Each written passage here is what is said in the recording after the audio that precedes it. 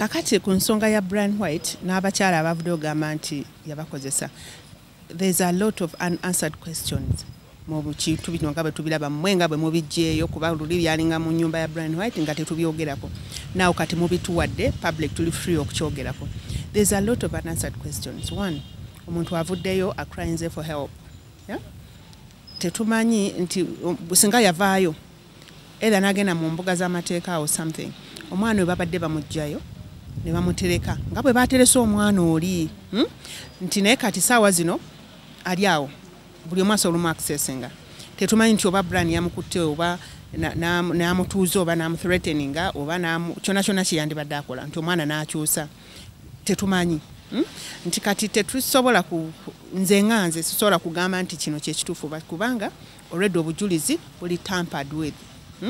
Tetusobola gamba nti omwana ate kakati alimba atakola atya nti already aliwa Brian White. Tetumanye oba ye yalimba oba Brian White yalimba. So the best way would be nti omwana bwe yaviirayo okukaaba nti like asaba buyambi bwe baali bamukwatira ne bamuteeka under safe custody. Kati ku ssaawa ya leero kizibu nnyo okugamba nti ono ye mutuufu ono ye mukyamu ku nsonga. Abaana ab'obuwala kyensinga okubakubiriza ne bamaama b'abaana ab'obuwala muyigirize abaana okukola. Bannange ssente ez'obwereere ssente embi. Ssente ez'amangu ago pakupaku nti muntu nti nkitukedde leero oli mwavu enkya ogaggawadde. Temwegomba bantu abo. Omuntu okufuna nawulirako omwami Ham ng'agamba nti wakati wo ssente n'obugagga bibiri bya njawulo.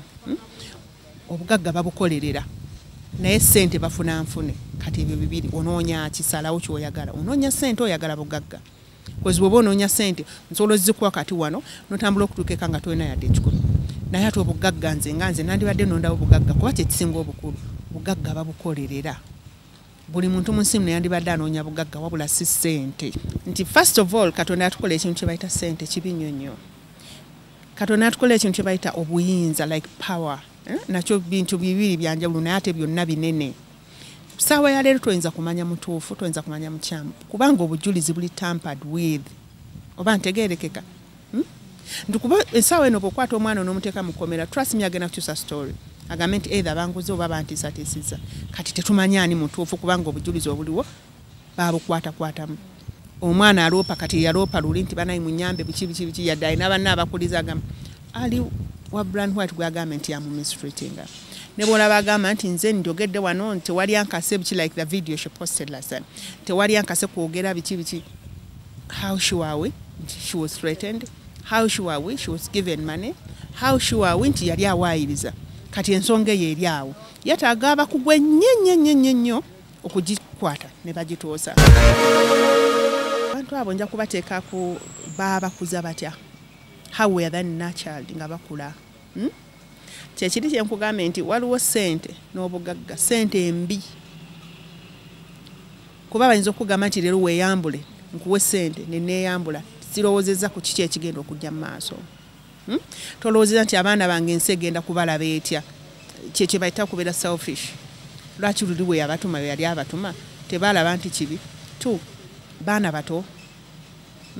Ku bonna okwo kuliko omwana omuto tekuli bonna bantu bakulu. Kati awo kibuuzo ne kibuuza nti who is fooling who? Oyimira n'ogamba public egenda kundaba etya. Nti ye kakati fine nga bwe mugambe nti Kathy bwe yabatuma nti bawaayirize ebbalamu. Abantu following gyabadde basise. Fe abawujja obunyama bakuba enduulu mubi.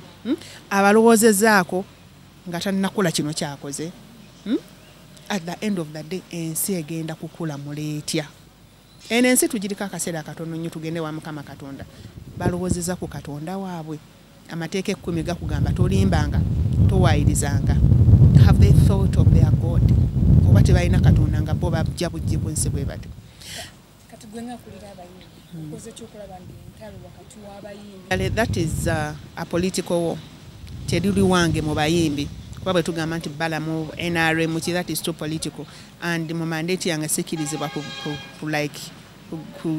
taking on any political issue. So kati mbalekerayo naye obubaka bwange bwe mbawa. Amateeka 10 gatugaana okulimba, gatugaana okuwaayiriza. Bakirowoozezaako ekyo.